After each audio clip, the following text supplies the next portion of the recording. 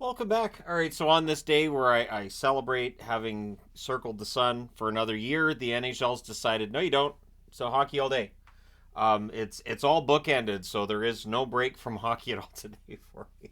So there you go. Happy birthday. Suck it up, Buttercup. Right. All right. So we'll start things off today looking at St. Louis and the Buffalo Sabres.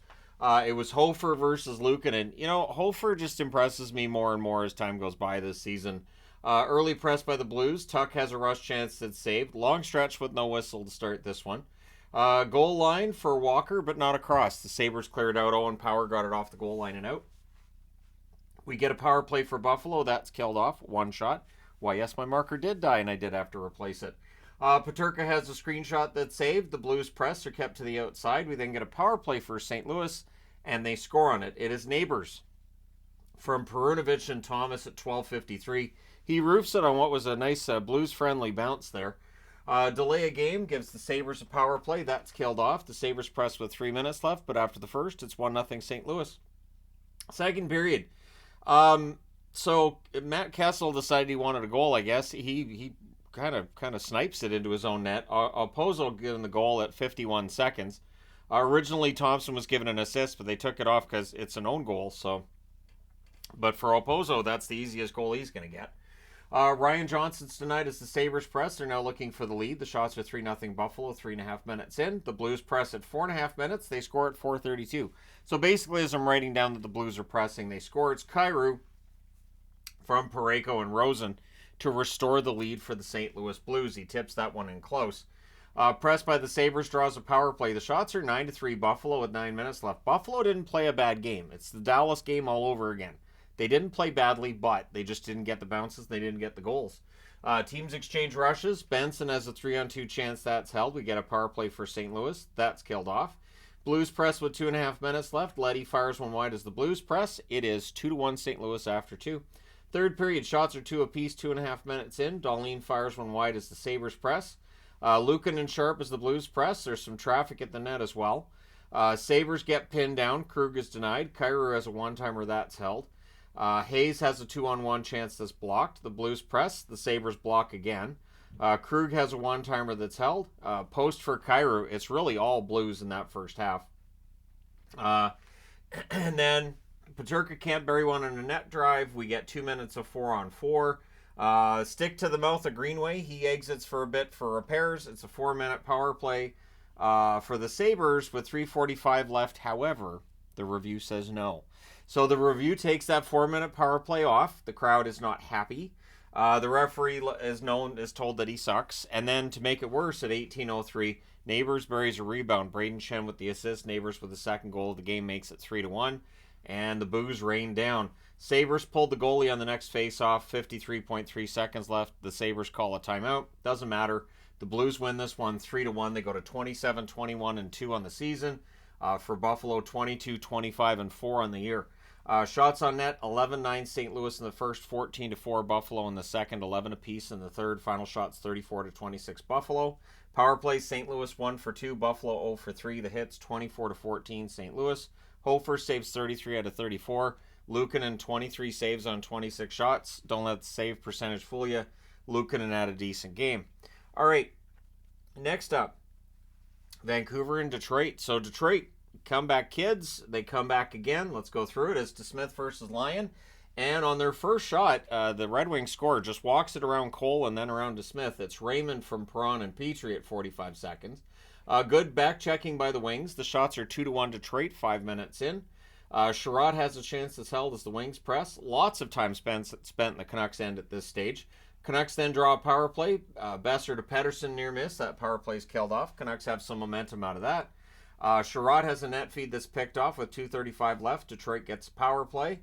Fabry fires one wide. That power play ends up being killed off. It's 1-0 Detroit after 1. Second period. Early press by the Canucks, and at 1:09, Höglander tips one in. Hronik and Pettersson with the assists. Bluger then has a net drive that's blocked, and then Raymond gets knocked down. Zadorov goes to the box, or initially he went to the box. They call 5 minutes, and it stands up as a 5 minutes. So yeah, they had to go without Zadorov for the rest of the game. That leads to a shorthanded chance for Meyer that's saved. We then get 9 seconds of 5-on-3. Miraculously, after 7 minutes of power play time for Detroit, Vancouver comes out unscathed, and Hronek ends up getting a breakaway out of the penalty box at the end of it all. He scores from Mikheyev and Pettersson at 11 minutes and 10 seconds. Canucks then press for another, and Pettersson would score to make it 3-1. Suter and Hronek with the assists at 13:27. So Suter and Hronek, former members of the Detroit Red Wings, seemingly having a good game against their former teammates. Wings press with 5.5 minutes left. Raymond's back at this point, which is good because it was a scary-looking play. We had a fight between Cole and DeBrincat. This game got really chippy, and it starts with the hit on Raymond. Totally understandable. Canucks come out of that with a power play, though. That's killed off. It's 3-1 Vancouver after 2. But since all the goals were being scored at the same end, means Detroit scores in the third. They get an early power play, and they score on it. With about 5 seconds left in the power play at 2:34, Sprong scores from Kane and Veleno. Wings then look for the tie. The shots are 4-1 for Detroit. 4.5 minutes in, Garland then has a near miss, sets up some pressure, but the Red Wings would tie it. Rasmussen tips one in from Wallman and Fisher at 7:51, and then the Wings look for the lead. We get a power play for Vancouver. That's killed off. We had some momentum for Detroit after that kill was done. Garland to Joshua near miss. The boxes are filling up. It's a chippy game. We end up needing overtime. In the overtime, Vancouver came in three wins, 3 losses. Detroit came in 4 wins, 6 losses in overtime. Wings controlled early. Wallman ends up drawing a penalty shot. He scores on it 23 seconds in. They make it quick. They win this one 4-3 in overtime. Detroit goes to 27-18-6. I know people are still like, could they make the playoffs? Yeah, they're very likely to make the playoffs. For Vancouver, that's the second straight loss. They're now 32-14-6 on the season, and tomorrow they're in Washington, so it does not get easier. And I say it doesn't get easier because that's a back-to-back game here, and Washington is not going to be an easy one. Shots on net, 10-8 Detroit in the first, 12-8 Vancouver in the second, 11-8 Vancouver in the third. Detroit gets both shots in the overtime, including the shot that matters on the penalty shot.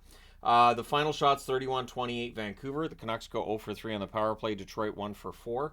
Hits 18-14 Vancouver. DeSmith saves 24 out of 28, and Lions save 28 out of 31. So for Vancouver, it's back to the drawing board tomorrow. Next up, Dallas and Montreal. So this was a game that Dallas dominated at points, but Montreal showed a lot of fight in this too. It's Ottinger versus Montembeault, early Stars power play. Pavelski tries to bank one in. It's reviewed to see if it crossed the line, and it did not, so that power play ends up being killed off. Habs press at 4 minutes. We get a power play for Montreal. Newhook's denied and close. That's killed off. Newhook would then get injured during the first period, so I don't know what his status is, but feels like Sergachev the other night for Tampa Bay. It's just too bad. Shots are 3-1 for Montreal at 6 minutes. Montreal presses 8 minutes into the period. Delandry then has a net drive that saved. Ben had a rush chance that was blocked. Struble has a shot that's blocked as the Habs press. And the Stars with some pressure of their own with 2 minutes left, but we're scoreless after 1. It doesn't stay that way for very long into the second period. 39 seconds in, on a fast break, Suzuki wires one far side. Caulfield and Matheson with the assists. Caulfield's point streak now up to 11 games. The Habs press for another, but at 3:51 it is Harley scoring. He gets one from Hintz and Robertson. So the first period, Montreal did a really good job of keeping Dallas out of the slot. Not so much in the second period. Sagan would then bury one in close seconds later at 4:15. Duchesne and Marchment with the assists. Shots are 7-3 Dallas at 6 minutes. We then had too many Habs on the ice, so the Stars with a power play. That's killed off. Habs clear out after. Stars press with 9.5 minutes left. We then get another power play for Dallas. That's killed off. Dallas's power play not great today, but at least they killed some penalties.